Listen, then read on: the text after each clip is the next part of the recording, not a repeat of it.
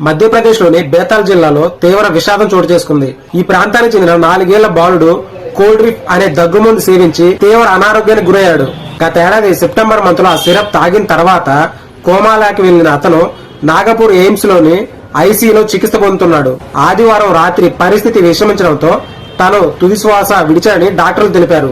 ఈ చిన్నారి ప్రాణాలు బలికొన్న ఆ కోల్డ్ డ్రాప్ సిరప్ పై జరిగిన విచారణలో భయంకరమైన నిజాలు బయటపడ్డాయి. చెన్నైలోని గవర్నమెంట్ మెడికల్ టెస్టింగ్ ల్యాబొరేటరీలో నిర్వహించిన పరీక్షల్లో ఈ సిరప్ లో డైథలిన్ గ్లైకాల్ అనే విషపూరిత రసాయనం ఉన్నట్టు నిర్ధారించారు. తమిళనాడు డ్రగ్ కంట్రోల్ డైరెక్టరేట్ నివేదిక ప్రకారం కాంచీపురానికి చెందిన శ్రేసన్ ఫార్మాస్యూటికల్ తయారు చేసిన ఈ సిరప్ లో ఏకంగా 48.8% ఈ మేర కల్తీ రసాయనం ఉన్నట్టు నిర్ధారణ అయింది. ఇది మూత్రపిండ వైకల్యానికి దారితీసే అత్యంత ప్రమాదకరమైన పదార్థం. ఈ సిరప్ తాగిన చిన్నారుల్లో వాంతులు, జ్వరం, మూత్ర విసర్జన చేయలేకపోవడం వంటి లక్షణాలు కనిపిస్తాయి. ఈ బాలుడు మరణంతో కలిపి ఇటువంటి సంఘటనల కారణంగా 24 మంది చిన్నారులు చనిపోయినట్టు ఒక నివేదిక పేర్కొంది. పలువురు చిన్నారులు ఇంకా వివిధ హాస్పిటల్ చికిత్స పొందుతున్నారని కూడా అదే నివేదిక తెలిపింది. ఈ ఘటనపై drug control general of India సమగ్ర విచారణ చేపట్టింది.